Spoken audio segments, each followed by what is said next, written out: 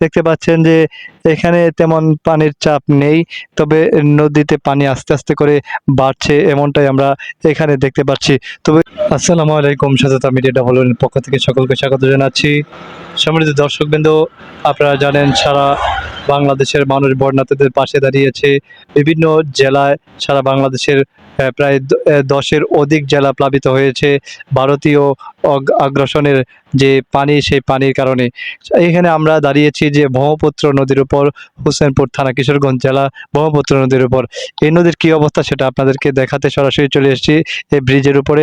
দেখতে পাচ্ছেন যে এখানে তেমন পানির চাপ নেই, তবে নদীতে পানি আস্তে আস্তে করে বাড়ছে, এমনটাই আমরা এখানে দেখতে পাচ্ছি। তবে এদিকে চরাঞ্চল হয়ে গেছে, কিন্তু এই পাশটাতে পূর্ব পাশটাতে এখনো পর্যন্ত পানির তেমনটা দেখা যাচ্ছে না। একদিকে পানি ছড়িয়ে পড়েছে, অন্যদিকে এদিকে পানি তেমনটা নাই, আমরা এই ব্রহ্মপুত্র নদীতে দেখতে পাচ্ছি।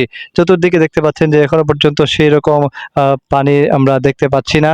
হয়তো যেহেতু বন্যা, আজকে যেহেতু ফারাক্কার বাঁধ সবগুলো খুলে দেওয়া হয়েছে, হইতে পারে যে পানি সামনে আরো বাড়তে পারে, এমনটা আমরা দেখতে পাচ্ছি যে আস্তে আস্তে করে বাড়ছে, তেমনটা এখানে পানি বাড়ছে না এমনটাই দেখছি। কিন্তু হয়তো দিন যত গড়াবে হয়তো এই ব্রহ্মপুত্র নদীর পানি ততই বেড়ে যাবে।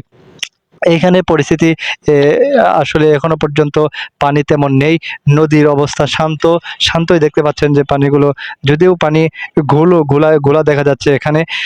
আস্তে আস্তে করে হয়তো আমরা চাইবো সারা বাংলাদেশে সবকিছু স্বাভাবিক হয়ে উঠবে এবং বন্যার্ত মানুষগুলো স্বাভাবিক হয়ে তাদের জীবনযাপন চালাবে, এবং সারা বাংলাদেশের মানুষ যেভাবে তাদের পাশে দাঁড়াচ্ছে, এবং সবাই আশা করব যারা বাকি আছেন সবাই যেভাবে পারেন তাদের পাশে দাঁড়াবেন।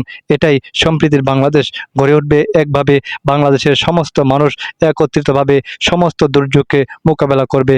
ভালো থাকুন, সুস্থ থাকুন, সততা মিডিয়া ডাবল ওয়ানের পাশেই থাকুন।